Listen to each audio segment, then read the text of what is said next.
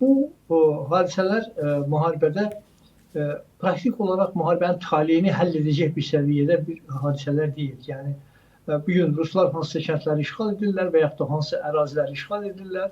5 gün, 3 gün sonra Ukraynalılar toparlanıb o kəndləri, o yaşayış məntəqələrini və yaxud da o torpaqları geri qaytarır.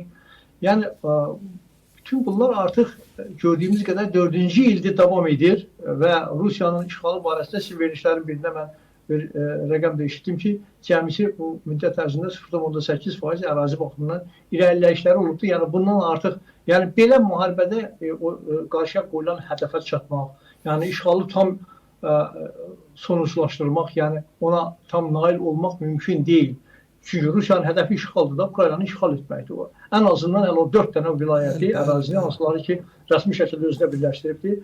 Heç olmasa onları tam olaraq özünə birləşdirmək nöqteyi nəzərindən, yəni o konstitusiya aktında dəyişiklik etməklə bu addımı atıblar bunlar.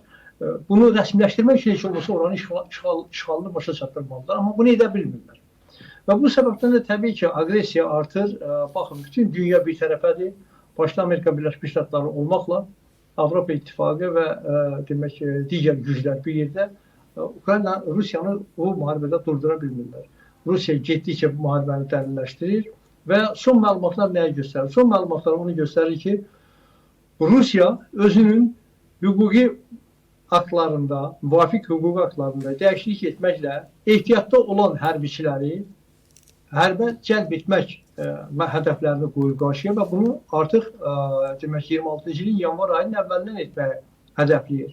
Yəni söhbət bilirsiniz, üst-üstə hardasa 2 milyona qədər ehtiyatda olan hərbiçilərin hərbə cəlb edilməsindən gedir.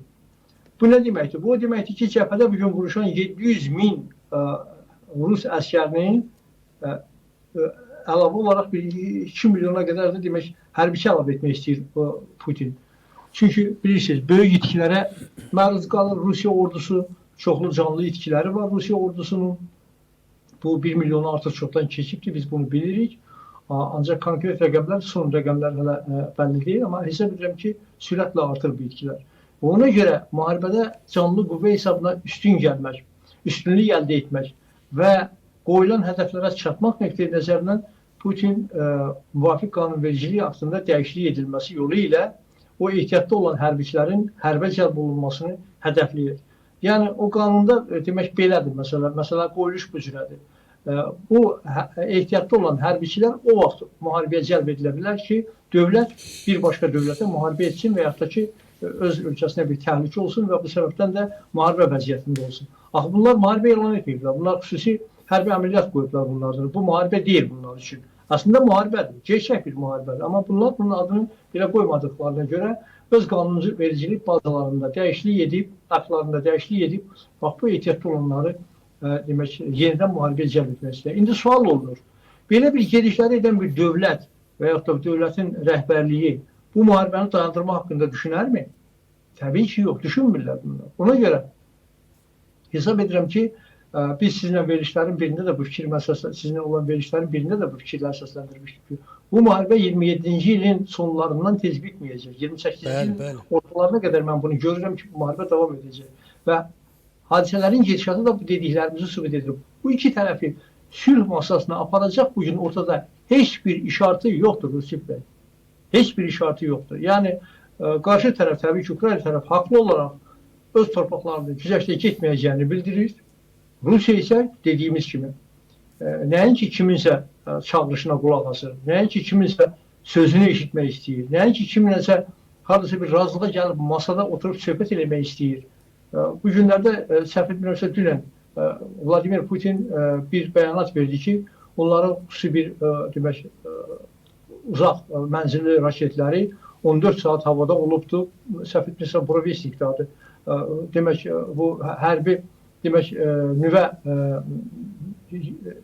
başlıqlı, nüvə daşıyan, nüvə daşıyıcısı və Brovesnik, bəli, eyni ilə. Ballistik raket 14 saat və Trump'ın da buna çox sərt bir reaksiyası oldu. Yəni mətbuatdan eşitdiniz, oxudunuz bunu ki, yəni siz bununla qürurlanmayın. Siz müharibəni qurtarmaq haqqında fikirləşin, müharibəni bitirmək haqqında fikirləşin. Əgər buna qalsa sizin sənədlərinizin yaxınında dünyanın ən böyük, ən güclü atom sualtı qayıqımız var. Sizə lap yaxın. Yəni Rusiya bunu sadəcə olaraq xəbərdar elədi. Ki, yəni indi sizin durumunuz o durum deyil ki, siz belə deyək də, kiməsə hədə-qorxu gəlməklə nəyəsə nail olmağa çalışasınız, istəyəsiniz. Sizin durumunuz tamamilə başqadır və Rüşid bəy, bu sırada bir məsələni mən xüsusi vurğulamaq istəyirəm. Bu təbii ki, məsələnin bir qədər də iqtisadi tərəfləridir. Siz bayaq səhv etmirəmsə Qırmızı Masada Yaxan Şahinoğlu ilə apardığınız verilişdə mənim də bəzi gətirdiyim rəqəmləri diqqətə çatdırdınız, hörmətli tamaşaçılarımız üçün. Bilirsiniz, Rusiyada iqtisadi durum elə bir haldadır ki, bugün. Bax, bugün müharibə bitsə, sizi inandırım ki, Rusiyanın içərisində böyük bir belə bir acılar yaşanacaq.